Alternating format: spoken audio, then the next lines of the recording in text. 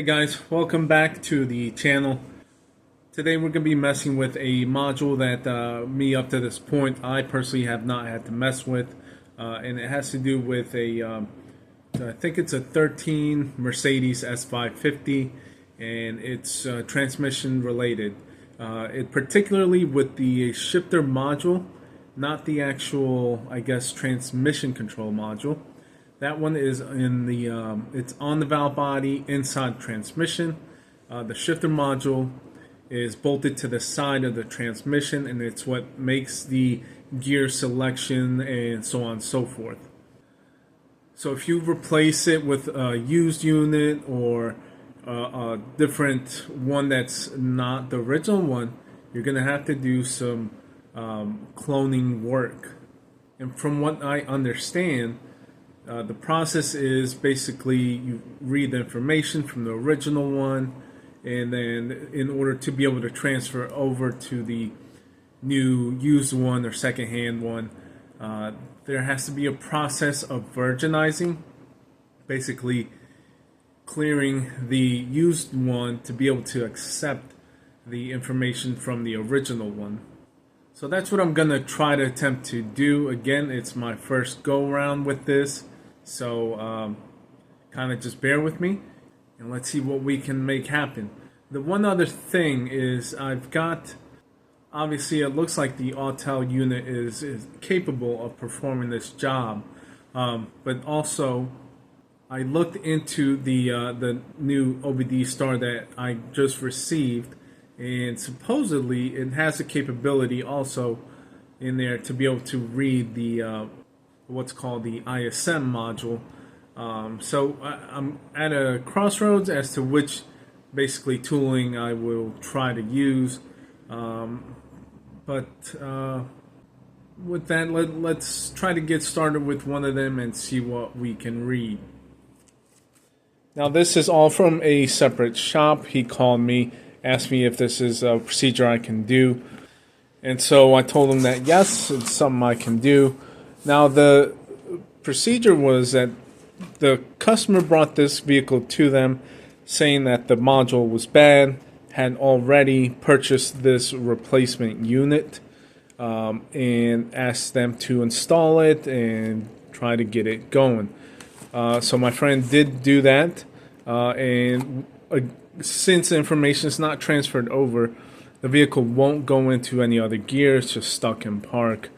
So what we have here is the original one that came off of the car. Supposedly, I think, and I'd have to double check, not sure if the communication was, if there was communication with this unit or not, but I think the vehicle was in the same state where it wouldn't be able to engage gears. So this unit might be okay communication wise, but maybe actuation of gears might be bad. So I went ahead, picked this up from him. Again, the second hand, this unit here, I'm not sure if it's like reman or used or whatnot. It's already installed, so we're gonna have to do that one in the car. But for now, I want to start with this one here on the bench and try to pull some info out of it. Okay, and just like any other time, we look up the connection diagram on the tool, get those all set up, and then looks like we're gonna have to just connect interface to here and start with the procedure. Now what I'm gonna do, since I'm pretty sure the Autel is the more, let's call it, proven, tried and true tool as far as performing this job compared to the OBD Star, I'm gonna read it first with this tool, save the information. That way I have everything that I'll need in case anything goes wrong to be able to transfer over. And after that, I'm actually going to try and mess with the OBD Star, see what that does, and kind of go from there.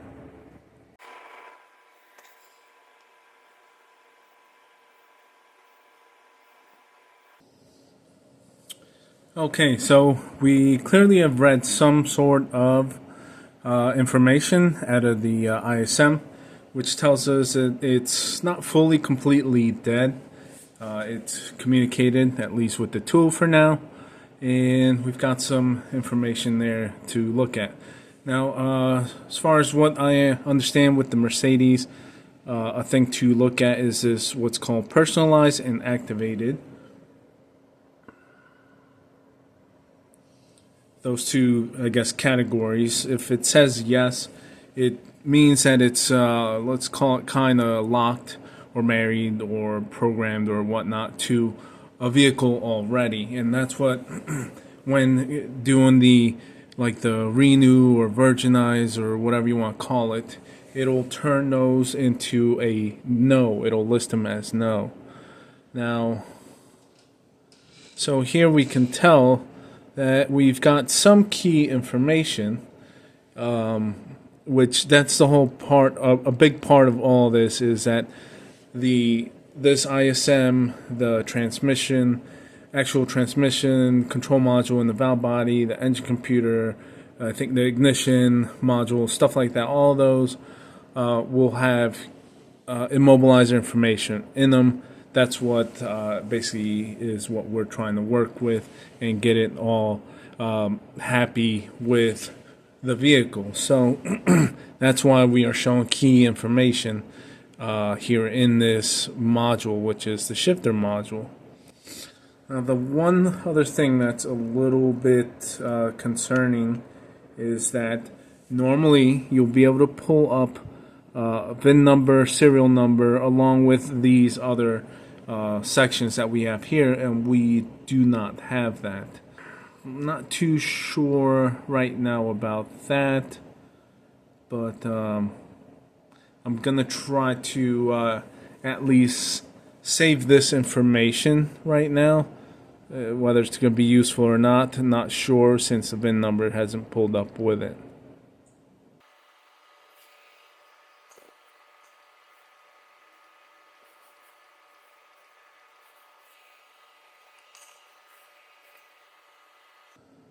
Okay, so we'll stop there for now, and we'll try to see if the OBD Star can even read this.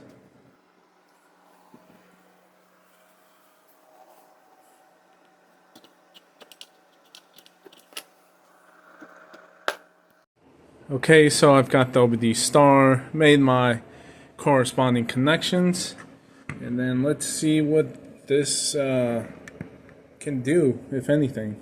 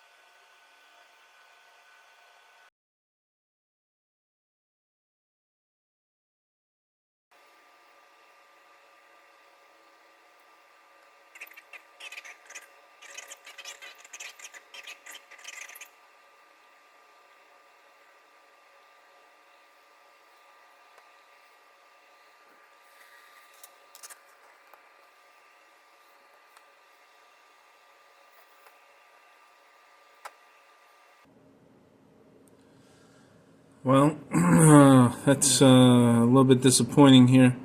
And I say disappointing because this now is the second module that this OBD Star has not been able to connect to and communicate with. So here we are not even connecting to the module to be able to try to read any of the data in there. As you can tell, it keeps giving me error messages, trying to connect, so on and so forth. Go through the procedure, and then it just errors out. Let's see. So communication fault, ECU negative response. Again, it's not connecting to the ECU. Now, I don't know what's going on, but this is the second module, as I said, and it's just getting a little frustrating. this SIM2K, either one of these, it is not communicating with, despite the fact that it's listed as being able to communicate with. So we'll try to contact them and let them know about this issue. But it looks like the Autel is going to be the one to continue on with this job. Alright, so I just got to the shop where the car is at. I just connected to the Wi-Fi. So first thing I want to do is just do a complete scan, see what kind of codes we got in it, and go from there. So I'll get you a shot of that as soon as I get this going.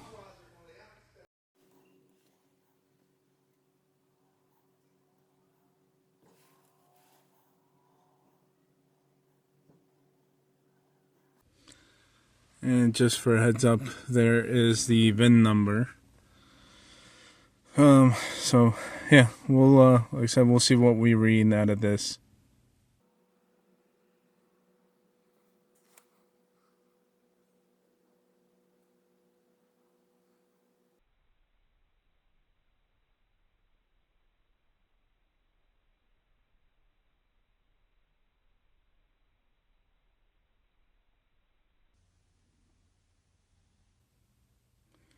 Not sure if you caught that, but the ISM did not communicate.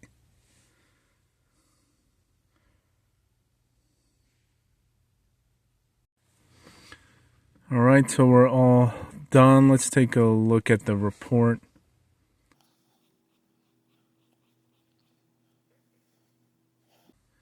Alright, so right away we see communication fault with the ISM, or the ESM as they refer to. Let's see.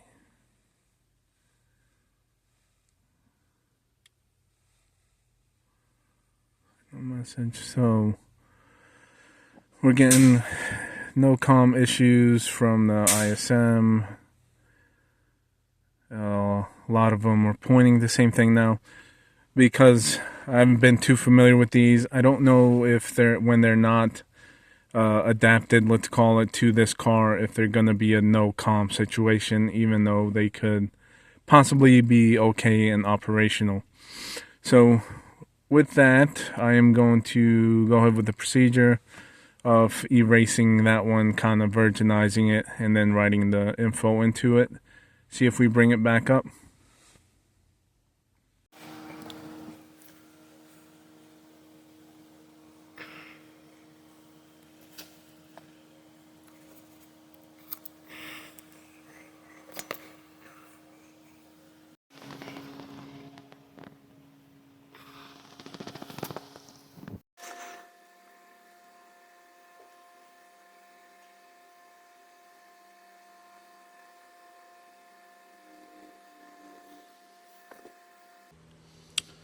So this one looks to be already blanked out. So the way that they send it possibly is blanked out, and then they have you do probably just regular SCN coding, which this can do. But I want to see if I can just write the info from the other one.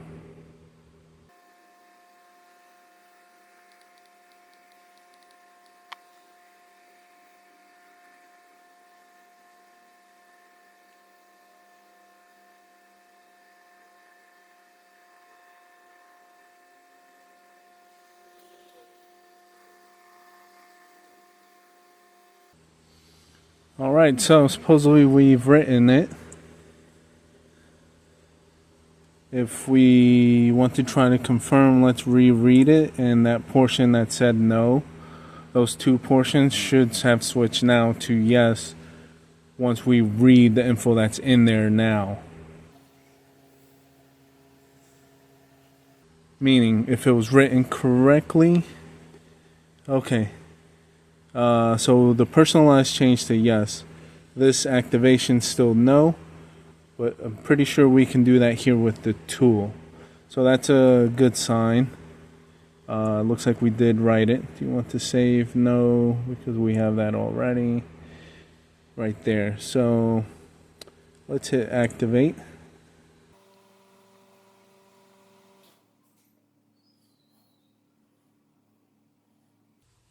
All right. And just for giggles, let me try this. Okay, asks us to write the VIN, which we have. See if this works.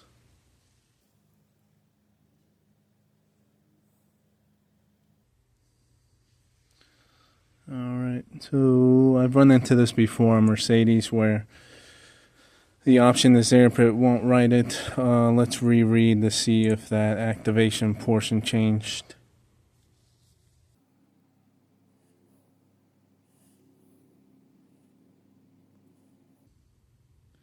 Alright, perfect. There we go.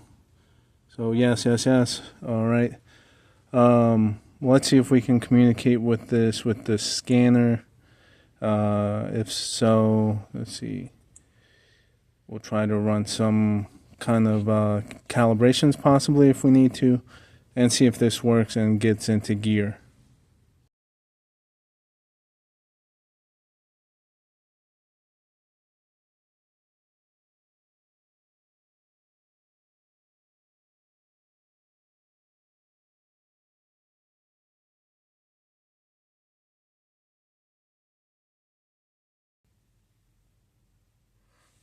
Alright, perfect. It came up, communicated. It's got 4 faults in it, but beforehand it wasn't even talking. Now after the, doing the cloning and stuff, now it's talking. So that's a good sign. Yep. Alright, let's take a look at the report now. Like I said, the ISM finally did come up and communicate, so we might have to do some resets. These are still set as current. Let's look for the ISM. So there we go.